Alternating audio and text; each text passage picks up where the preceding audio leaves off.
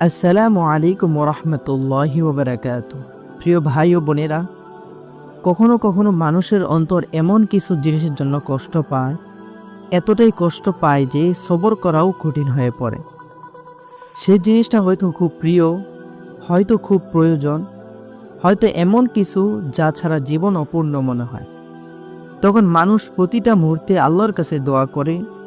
যে সময়গুলোতে দোয়া কবুল হয়, যে রাতগুলোতে আসমান খুলে যায়, যে সেজদায় চোখের পানি ঝরে পড়ে, তার চোখ অপেক্ষা করে আজ কি দোয়া কবুল হবে, আজ কি আল্লাহ আমাকে দিবেন।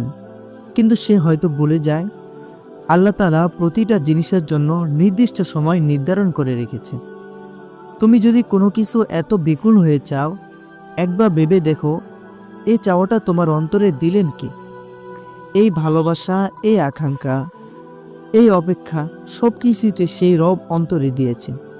তিনি তোমাকে চাওয়ার তৌফিক দিয়েছেন যেন তুমি তার কাছে হাত তুলতে পারো, যেন তুমি তার দরজায় দাঁড়াতে পারো, যেন তুমি তার দিকে ফিরে আসতে পারো।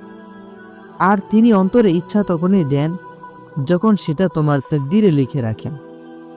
দোয়া তো কেবল মাধ্যম, দোয়া হলো দরজায় করা নাড়া, আর একটু অপেক্ষা, আর একটু সবর। তোমার চাওয়াকে আল্লাহর চাওয়া বানানোর জন্য হয়তো আর একটু হেদায়েত দরকার। যে পরীক্ষার জন্য আল্লাহ তোমাকে বেছে নিয়েছেন তার পুরস্কার হয়তো এখনও দেওয়া বাকি। তাই দোয়া চাইতে থাকো, থেমে যেও না, হাল ছেড়ো না। কারণ কষ্টের পরেই রয়েছে স্বস্তি, কষ্টের পরেই রয়েছে স্বস্তি। আল্লাহর দিতে দেরি করার মাধ্যমেও কল্যাণ আছে। আজ যেটা বুঝতে পারছো না একদিন বলবি। যেদিন এই সবরের সেজদা শুকরিয়ার সেজদায় বদলে যাবে, যেদিন তুমি আল মুজিবের শুকরিয়া আদায় করবে, যিনি দোয়ার জবাব দেন, তোমার অন্তর ভরে যাবে তার ভালোবাসায়।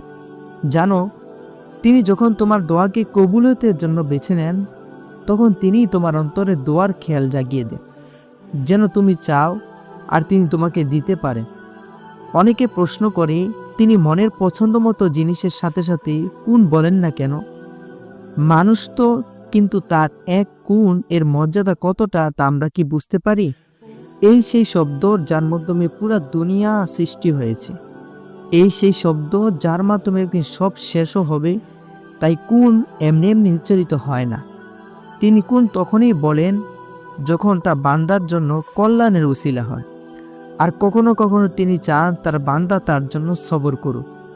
বলো তো, তার কি হক নেই তোমার ভালোবাসা পাওয়ার? তার কি হক নেই তুমি তার কোনের জন্য অপেক্ষা করবে? ভাবো তো, যে দোয়া প্রতিটা মুহূর্তে তোমার মুখে থাকে, যে দোয়া চোখের পানিতে ভিজে থাকে, সে দোয়া কি কখনো হারিয়ে যায়? অসম্ভব। তিনি দোয়া করার তৌফিক তখনই দেন যখন তিনি কোন বলতে চান। না হলে আমাদের আশেপাশে কত মানুষ আছে যারা দোয়াই করে না, শুধু এই ভেবে যে হয়তো আল্লাহ শোনেন না। কিন্তু তুমি দোয়া করছো, তুমি কাঁদছ, তুমি অপেক্ষা করছো, এটাই তো প্রমাণ তিনি তোমাকে ভুলে যাননি। তাহলে বলো, কিভাবে সম্ভব কোনো বান্দা তার দরজায় যাবে আর তিনি তাকে খালিয়াতে ফিরিয়ে দিবেন?